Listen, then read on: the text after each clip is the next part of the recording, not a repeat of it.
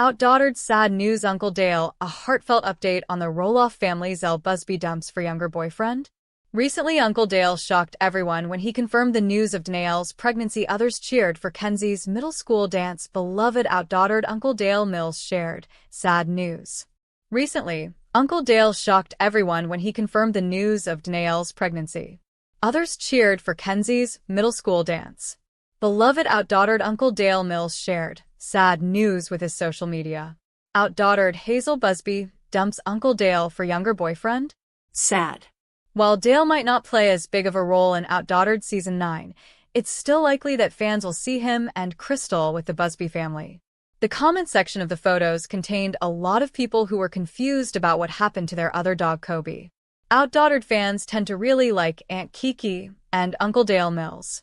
This article dives into the details of Uncle Dale's life. So, Danielle and Adam Busby have always relied on them. Meet our celebrity bingo callers. Learn about his life, contributions, and the impact.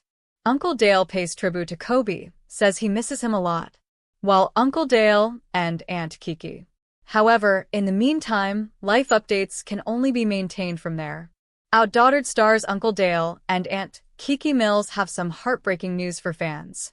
OutDaughtered sad news. Uncle Dale today has become a trending topic, not just as a reflection of the shock and sadness felt by many, but also as a way for people to come. The season finale of OutDaughtered showcased many adorable and fun family moments, while also highlighting some underlying problems in the Busby household. In fact, several OutDaughtered fans wouldn't at all mind if they actually raised the Busby kids.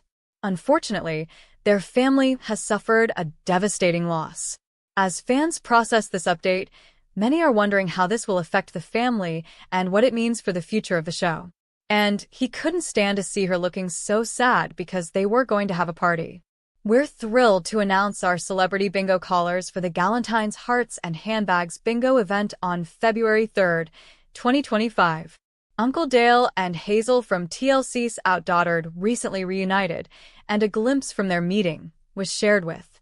Uncle Dale and Auntie Kiki have been an extra set of parents for the Busby Quints. Fans rely on him to learn about the new updates of the Busbys. Uncle Dale pays tribute to Kobe, says he misses him a lot. Uncle Dale and Aunt Kiki pay tribute to Kobe after losing him. Known for his humor and playful, all OutDaughtered fans know that Hazel Busby is Dale Mills' favorite.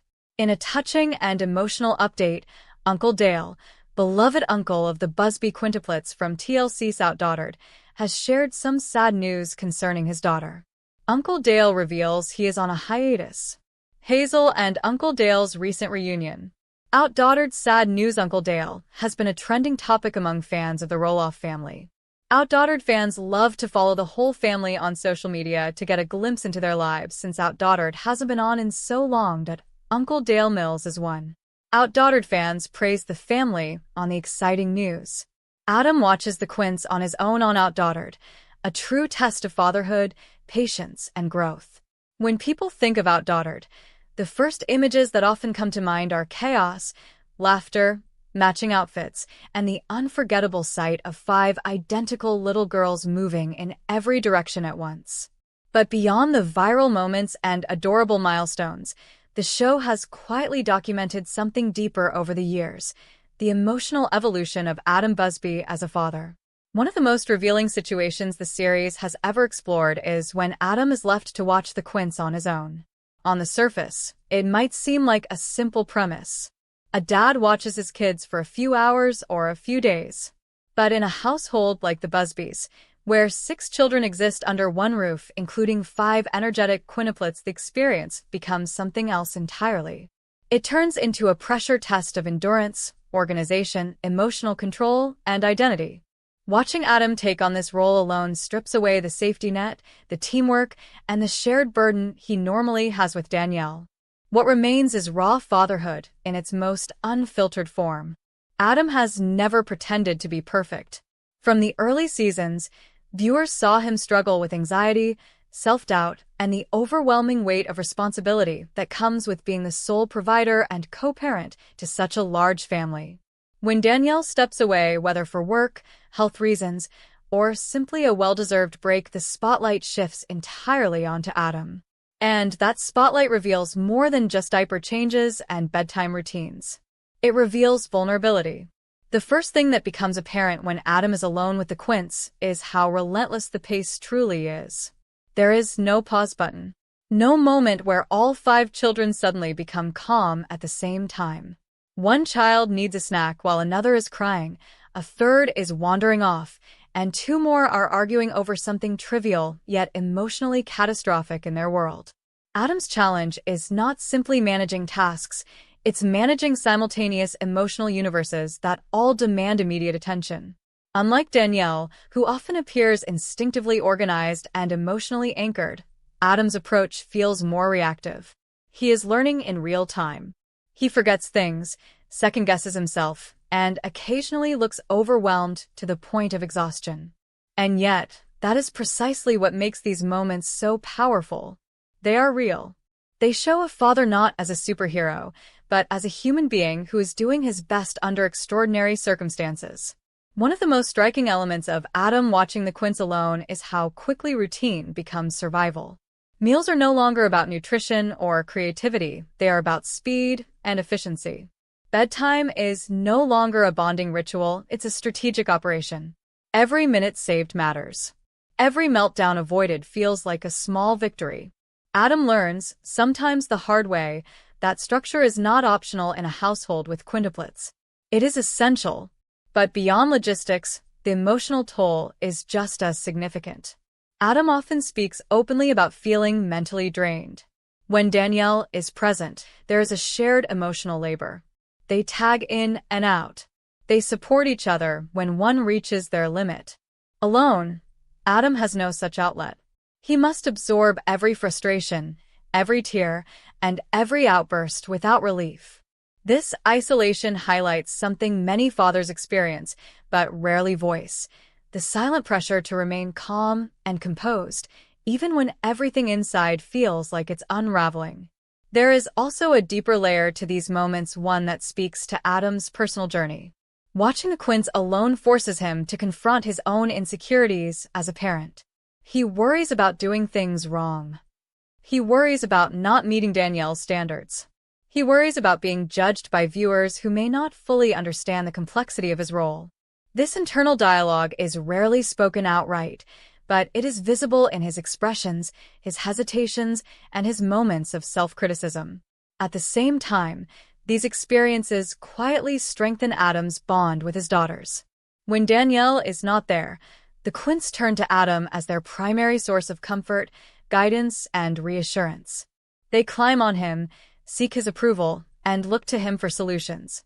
In those moments, Adam is no longer just dad. He is the center of their world. And while the responsibility is immense, the connection it fosters is undeniable. There are moments when Adam surprises even himself. He handles situations with patience he didn't know he had. He improvises solutions. He adapts. He learns. These small wins accumulate, slowly reshaping how he views himself as a father. Each successful solo parenting experience becomes proof that he is capable, even when he feels uncertain. What makes these episodes particularly meaningful is how they challenge traditional expectations of fatherhood. Society often portrays fathers as secondary caregivers or occasional helpers. OutDaughtered flips that narrative. When Adam watches the Quints alone, he is not babysitting. He is parenting fully and completely. The show does not romanticize the experience, nor does it trivialize it. It presents it as what it truly is: exhausting, messy, emotionally demanding, and deeply rewarding. The audience response to these moments has been telling. Many viewers, especially fathers, see themselves in Adam. They recognize the frustration, the fatigue, and the moments of self-doubt.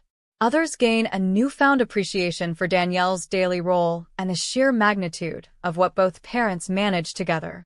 The experience becomes a mirror, reflecting the unseen labor that goes into raising children, especially in large families. As the hours turn into days, Adam's growth becomes more evident. He becomes more confident in his decisions. He anticipates problems before they happen. He finds his rhythm. The chaos doesn't disappear, but his ability to navigate it improves. This transformation is subtle, but it is powerful. It shows that competence in parenting is not innate, it is earned through repetition, failure, and persistence. There is also a quiet emotional payoff when Danielle returns. Adam is visibly relieved, but there is also pride. He made it through. The house didn't collapse. The kids are okay. And perhaps most importantly, he now understands, on a deeper level, what Danielle carries every day. This mutual understanding strengthens their partnership, reminding viewers that parenting is not about perfection, but about shared effort and empathy. In many ways, Adam watching the Quints on his own encapsulates the heart of OutDaughtered. It's not just about raising multiples. It's about growth under pressure. It's about confronting fears and discovering resilience. It's about redefining roles and breaking stereotypes. And it's about love, messy, exhausting, unconditional love that persists even when patience runs thin. These moments stand out because they are not polished or scripted. They are uncomfortable at times. They show cracks. They show frustration. But they also show perseverance. Adam doesn't walk away. He doesn't give up. He stays present, even when it's hard. And in doing so, he models something incredibly important not just for his daughters, but for viewers watching from home. Ultimately, Adam watching the Quints alone is not just a subplot in a reality show. It is a case study in modern fatherhood. It reminds us that parenting is not about gender roles or expectations, it's about showing up, learning, and growing alongside your children. And while Adam may not always feel ready, these moments prove that readiness is not a prerequisite for love, commitment, or strength. As OutDaughtered continues to evolve, these solo parenting moments remain some of the most authentic and impactful. They strip away the novelty of quintuplets and focus instead on the human experience behind the cameras. They remind us that behind every viral moment is a parent pushing themselves beyond their comfort zone, learning one day at a time, and doing the best they can with what they have. OutDaughtered season premiere. Danielle cries over the quintuplets not being on the same development level. When a new season of OutDaughtered premieres, viewers expect laughter, chaos, and the familiar rhythm of a household that never truly slows down. But this particular season premiere opens with something quieter and heavier, a moment that lingers rather than rushes past. It centers on Hazel Busby, not as the energetic multitasking mother fans are used to seeing, but as a parent facing a truth that many families experience behind closed doors. Her children, though born together and raised side by side, are not developing at the same pace. And for Danielle, that realization is overwhelming. The Busby quintuplets have always been presented as a unit. 5 girls born on the same day, sharing milestones, classrooms, birthday cakes, and public attention. From the earliest days, their lives have been measured in multiples: 5 cribs, 5 car seats, 5 high chairs. The idea of the Quints is almost inseparable from the family's identity. Yet as the girls grow older, the season premiere gently but firmly challenges that collective image. It reminds viewers that even children who share a womb, a birthday, and a home are still individuals with unique needs, strengths, and struggles. Danielle's tears do not come from shock alone. They come from accumulation, from years of quietly tracking progress, from comparing charts and reports, from listening to professionals speak in careful, measured tones. Development is not a competition, but when you have 5 children the same age, comparison becomes almost impossible to avoid. Danielle knows this intellectually. Emotionally, however, the gap between knowing and accepting feels vast. What makes this moment resonate so deeply is its familiarity. Parents everywhere recognize the internal conflict Danielle experiences. There is love without limits, pride without condition, and yet also fear of falling behind, fear of missing something, fear of not doing enough. For Danielle, those fears multiply alongside the number of children she is responsible for guiding. In the premiere, the concern is not framed as a dramatic revelation, but as a gradual realization. The girls are reaching milestones differently. Some grasp concepts quickly, while others take longer. Some express themselves with confidence, while others hesitate. None of these differences are extreme or alarming on their own, yet when viewed together, they form a pattern that cannot be ignored. Danielle's emotional response reflects the weight of that pattern. She cries not because one child is behind, but because she worries about what that label might mean. Labels carry power, especially in early childhood. They can open doors to support, but they can also cast long shadows. Danielle struggles with this duality. She wants every resource available to help her daughters thrive, but she also wants to protect them from being defined by charts, scores, or comparisons. The premiere does not portray Danielle as weak for crying. Instead, it presents her vulnerability as strength. Tears become a language when words fall short. They are the release of pressure built up over months of silent worry. In that moment, Danielle is not the polished reality television personality. She is a mother confronting the limits of control. Hazel Busby's presence in this emotional landscape is steady and grounding. While Danielle processes her feelings openly, Adam approaches the situation with a quieter resolve. He listens, reassures, and reminds her of truths that are easy to forget in moments, of stress that children develop on their own timelines, that progress is not linear, and that love and consistency matter more than speed. His role is not to dismiss Danielle's fears, but to balance them. The dynamic between Danielle and Adam underscores one of the most compelling aspects of the series: partnership under pressure. Raising one child tests a relationship. Raising 6, including quintuplets, requires an almost constant recalibration of roles, expectations, and emotional labor. In this premiere, the strain is subtle but present. Danielle carries the emotional burden inward, while Adam tries to anchor the family outward. What stands out is how deeply Danielle internalizes responsibility. She questions herself in ways that many parents do, but rarely admit aloud. She wonders if she missed signs, if she should have done something differently, if her attention spread across 6 children was enough. These thoughts are not rational accusations, yet they feel real to her. The tears are not just about development. They are about guilt. The show carefully avoids sensationalizing the situation. There is no dramatic music swelling to signal crisis, no cliffhanger suggesting catastrophe. Instead, the premiere allows space for nuance.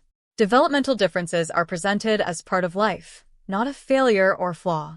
This approach aligns with the tone OutDaughtered has cultivated over the years: honest, grounded, and rooted in everyday challenges. For viewers, especially parents, this storyline strikes a chord. Many have faced similar moments during pediatric appointments or school evaluations. The quiet drive home after hearing that your child may need extra support can feel heavier than any dramatic event.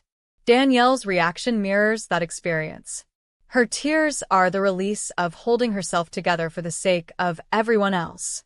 The quintuplets themselves remain largely unaware of the weight their parents are carrying. They continue being children playing, laughing, arguing, and learning. This contrast between adult worry and childhood innocence adds emotional depth to the premiere. It reminds viewers that while parents may fixate on milestones and metrics, children experience the world moment by moment. Danielle's concern is also shaped by the public nature of her family's life. Being on television means that personal struggles become shared narratives. Developmental differences, which are often handled privately, unfold under the gaze of cameras and viewers. Danielle is aware of this, and it adds another layer to her emotions. She wants to be honest without exposing her daughters to unnecessary scrutiny. The premiere subtly addresses this tension. It shows Danielle choosing transparency, not for entertainment, but for authenticity. By allowing viewers to see her vulnerability, she opens a conversation about something many families experience, but few discuss openly.